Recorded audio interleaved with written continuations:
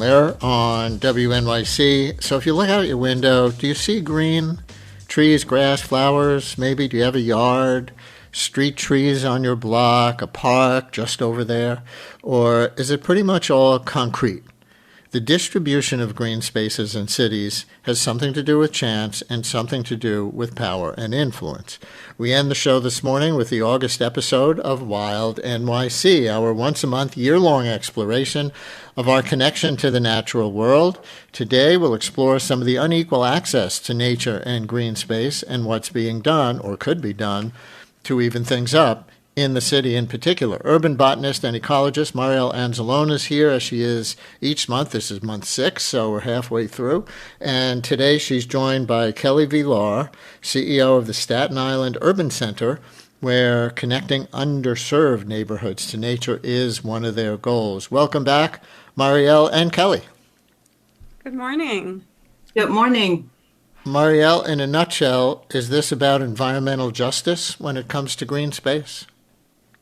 Yeah, for sure. It's, one of the things that we've been thinking, Kelly and I have done a number of projects together over the years, and one of the things that we've been thinking about and other orgs before us have been thinking about is, where is nature in New York City and who has access to it? So it is environmental justice, but it's also a little bit different because we're talking specifically about green things. So it's not just about heat equity and climate. It's also about experiencing the joy and wonder from, seeing a firefly at night, or a butterfly alighting on a flower that's on a street tree near your house. So everyone should have equal access to those kinds of experiences, but in New York City, it's definitely not equally distributed.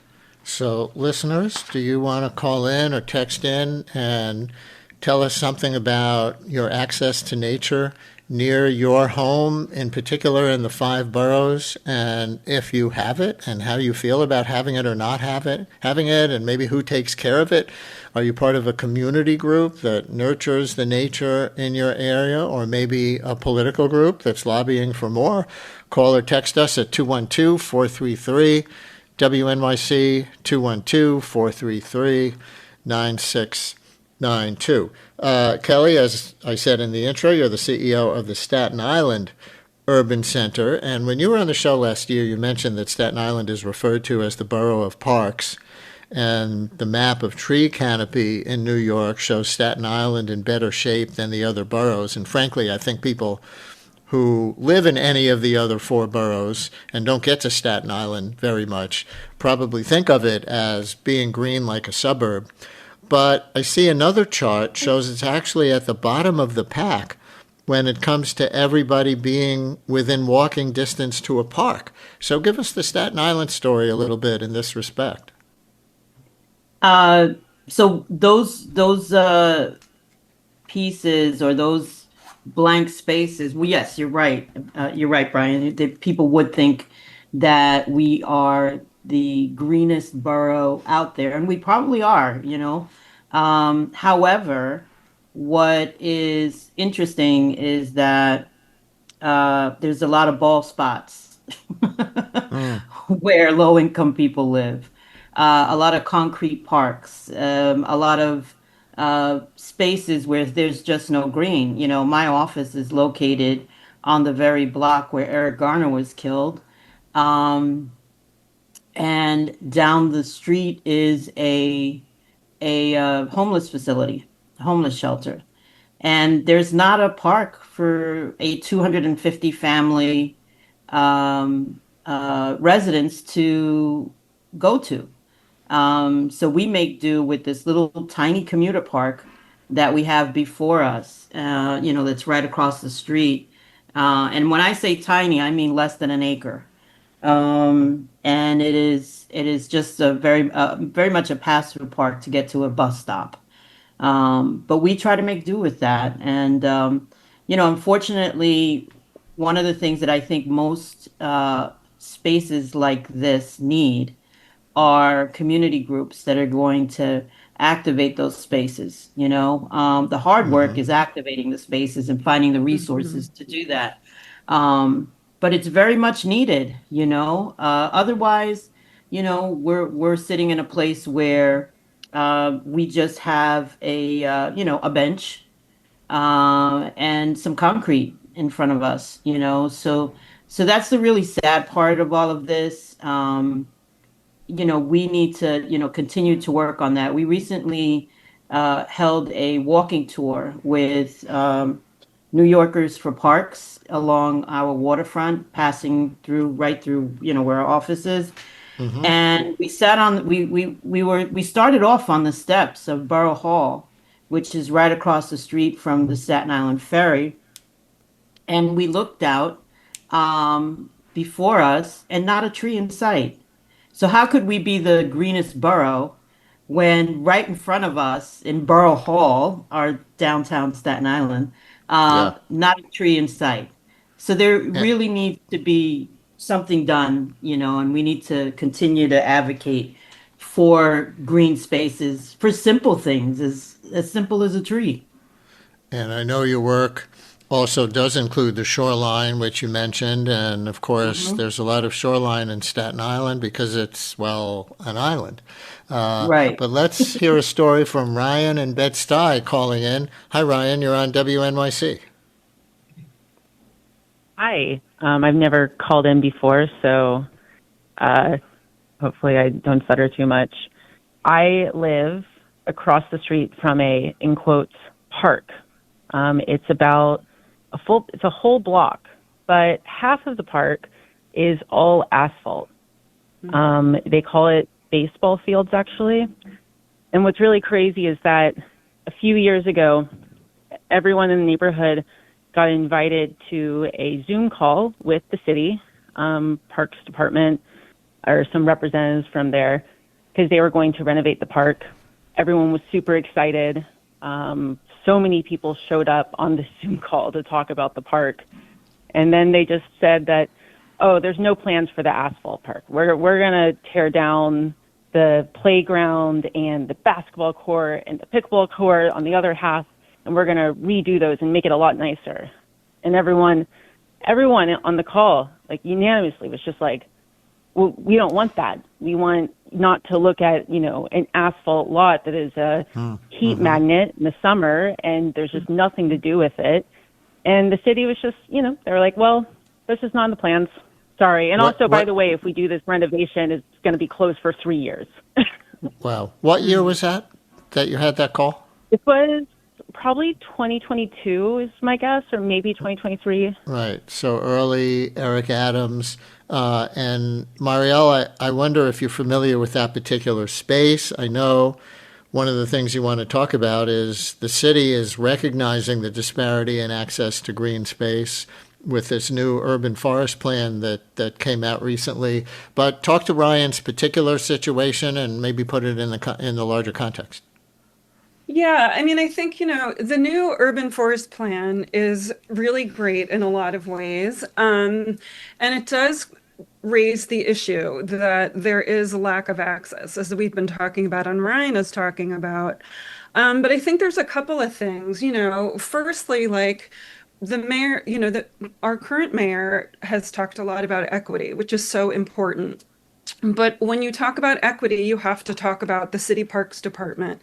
Neighborhoods that are wealthier have conservancies that are able to take up the slack that the local governments can't perform because it's chronically underfunded for 40 years. So the idea of like our underfunded parks and these things not being addressed is an equity issue. So city parks needs to be fully funded at, you know, not even 1%. I think they should be funded at 2%, because that's what other cities across the country are already doing. So New York City funding it at, you know, 0.6% is really criminal. And I think the other thing is that communities have a lot of investment and heart in their local parks, and they should 100% be listened to, and their needs should be incorporated. And time again, you know, in doing this work and talking to people, there's so many groups that want to see more green space in their parks, but the Parks Department, you know, there's a lot of things going on. They have a lot of different interests, even within the Parks Department. So just the idea of like green space isn't necessarily always kind of put forward. But Ryan, I'd be happy to chat with you if you wanted to share your information, off air. Ryan hung up, but Ryan, if you want to call back Okay. and share your contact information, if you're interested in that, we'll pass it on to Marielle. Deborah is calling from Brooklyn, but about a park in Chinatown, I think. Deborah, you're on WNYC. Hello. Hello. Actually, I'm calling from Bed-Stuy, Brooklyn, and I mentioned the Chinatown piece when I was being screened by your screener. I live in a community that has an opportunity to build the very kinds of things that we're talking about, access to green space. And for me, it's this notion of equity I think is so critical. We've, in our community, tried to have our city council members see the importance of nature in bringing together a community. And I'm always struck when I go down to Chinatown for dim sum, old Chinese men playing mahjong in the Baxter Street area amongst trees, and just hundreds of men congregate on a Sunday. And to me, it's so poignant because I think it speaks to this notion of nature, parks as a place to congregate, for communities to come together, and related elders who are living in our community who have no place to go. And that's really nicely said, Deborah. And Kelly, I wonder if you could talk about that, in the context of your work, because it's not just, and I think Marielle was getting at this, near the intro. Yes, it's about more shade to mitigate higher temperatures. Yes, it's about just the beauty of seeing green or seeing wildlife or whatever. Right. But it's also about community connection, right? Absolutely. And it's also about mental health. I know that there's studies out there that speak to how those folks who live amongst green spaces tend to be be healthier because they have access to open space and cleaner air, oxygen, shade, and things of that nature. And I think that when it comes to our little concrete parks and our treeless waterfront, we're losing out.